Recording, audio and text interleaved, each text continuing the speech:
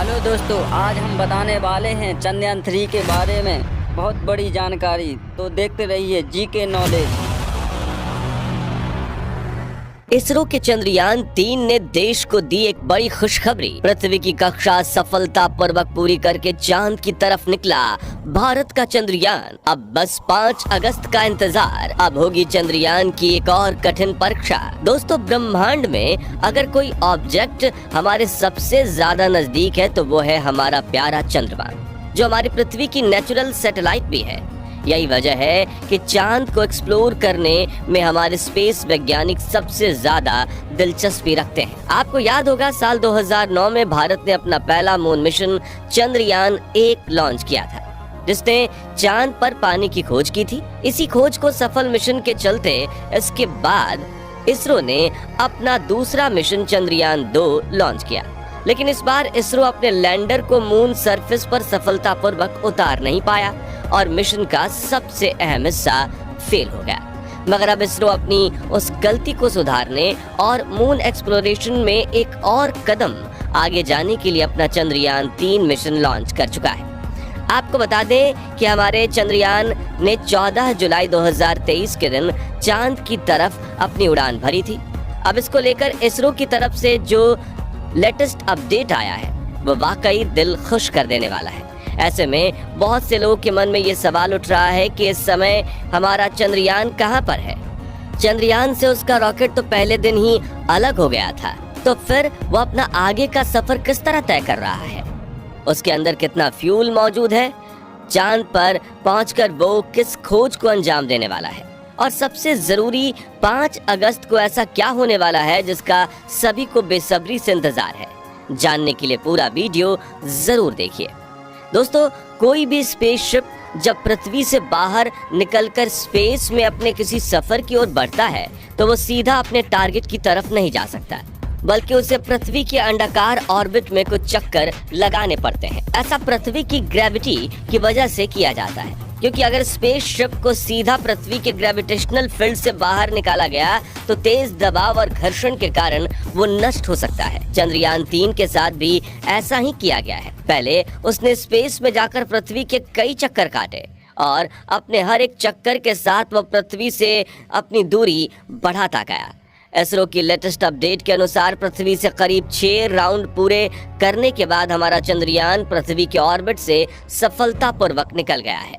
इसरो ने यह दिल खुश कर देने वाला अपडेट हमें ट्वीट करके दिया है। इस ट्वीट में इसरो ने लिखा है कि सक्सेसफुल पेरिगी फायरिंग करते हुए चंद्रयान को पृथ्वी के ऑर्बिट से निकालकर ट्रांसलूनर ऑर्बिट में प्रवेश करवा दिया गया है। आसान शब्दों में कहें तो इस समय चंद्रयान पृथ्वी और चंद्रमा की कक्षाओं के बीच वाले स्पेस में अपना सफर तय कर रहा है।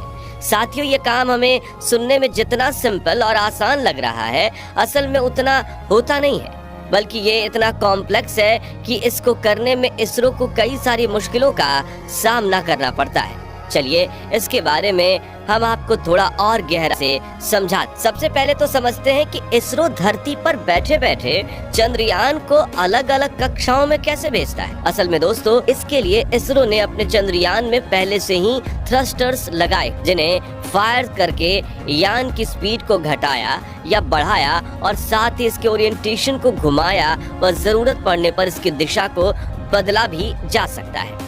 इन्हीं थ्रस्टर्स की हेल्प से 30 जुलाई को चंद्रयान पृथ्वी की कक्षा से निकलकर चांद की कक्षा की ओर बढ़ चला था और अब इसका ये सफर 5 दिन का होने वाला है। यानी चंद्रयान के लिए उसका अगला पड़ाव व उसका अगला महत्वपूर्ण टेस्ट 5 अगस्त को होने वाला है, जब वो ट्रांसलूनर ऑर्बिट को क्रॉस करके लूनर ऑर्बिट यानी चांद की कक्षा में प्रवेश करेगा। चंद्रयान को चांद की कक्षा में एंटर कराने के लिए इसरो के वैज्ञानिक फिर से वही स्टेप्स दोहराएंगे जो उन्होंने इसे पृथ्वी की कक्षा से निकालने के दौरान लिए। चांद की कक्षा में सफलतापूर्वक एंटर करने के बाद चंद्रयान उसके चक्कर काटने शुरू करेगा और हर एक पूरे होते चक्कर के साथ ही यह धीरे धीरे चांद के सरफेस के नजदीक होता चला जाएगा। 14 अगस्त के दिन चंद्रयान-3 चांद की चौथी कक्षा में प्रवेश करेगा, जिसके 2 दिन बाद 16 अगस्त के दिन इसे चंद्रयान-3 की 5वीं कक्षा में धकेला जाएगा, जो कि 100 × 100 किलोमीटर की कक्षा होगी।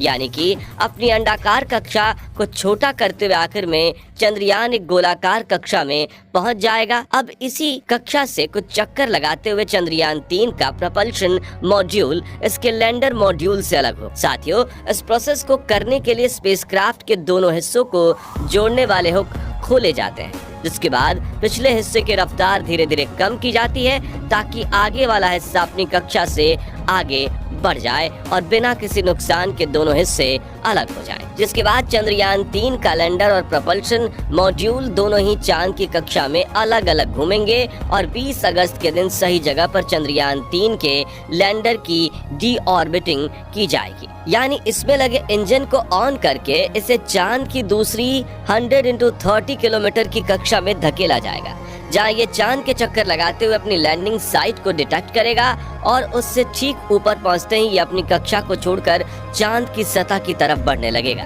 और इस तरह 24 अगस्त आने तक हमारा चंद्रयान चांद की सतह पर सफलतापूर्वक उतर चुका होगा। किसी भी अनपेक्षित समस्या से जूझने के लिए हमारे वैज्ञानिकों ने कुछ दूसरे रास्ते भी खोज रखे हैं। दोस्तों, चंद्रयान 3 को चांद के ध्रुवीय इलाके में रिसर्च करने के इरादे से भेजा गया है, क्योंकि चांद के क्षेत्र में अभी तक दुनिया की कोई भी स्पेस एजेंसी अपनी मिशन नहीं भेज पाई है। इस इलाके में लैंडर के उतरने के बाद तुरंत ही हमारा प्रज्ञान रोवर बाहर निकलकर अपना काम शुरू कर देगा और चांद की रहस्यमय दुनिया के ऐसे ऐसे खुलासे करेगा जिससे हम अब तक अनजान हैं।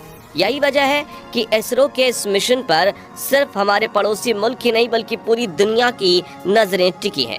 दुनिया भर के वैज्ञानिक ये जानना चाहते हैं कि चांद के जिस हिस्से को आज तक किसी ने नहीं देखा, वहाँ की दुनिया कैसी है। एक और अहम सवाल जो अक्सर लोगों को परेशान करता है कि चंद्रयान में ऐसा कौन सा फ्यूल भरा हुआ है जो उसे इतनी लंबी यात्रा में सक्षम बनाता है। दोस्तों, किसी भी स्पेस मिशन के लिए सबसे पहला पड़ाव होता है पृथ्वी के वातावरण से बाहर निकलना। ऐसा करने के लिए यान की रफ्तार 11 किलोमीटर प्रति सेकंड होनी चाहिए और ये रफ्तार हासिल करने के लिए ही रॉकेट का इस्तेमाल किया जाता है। लेकिन फिर दूसरा सवाल आता है कि चंद्रयान से उसके रॉकेट तो लॉन्च होने के 16 मिनट बाद ही अलग हो गए थे। फिर उसके बाद ये अब तक का सफर कैसे कर रहा है और किस एनर्जी पर या फ्यूल से ये सफर तय कर रहा है। असल में दोस्तों, चंद्रयान के इस समय 3 अलग अलग एनर्जी है।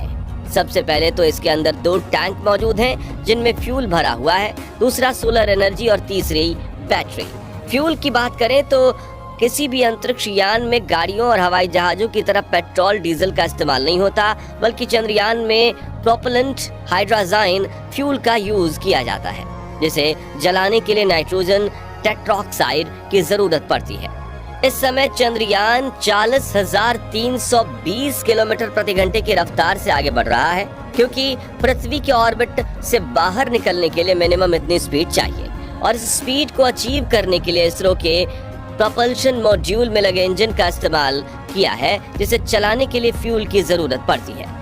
वैज्ञानिकों का प्लान है कि 17 अगस्त के दिन चंद्रयान को चांद की कक्षा में एंटर करवा दिया जाए। अगर ऐसा करने में जरा सी भी चूक हुई तो 40,320 किलोमीटर प्रति घंटे की रफ्तार से दौड़ रहा चंद्रयान कब चांद को छोड़कर खुले स्पेस में खो जाएगा पता भी नहीं चलेगा।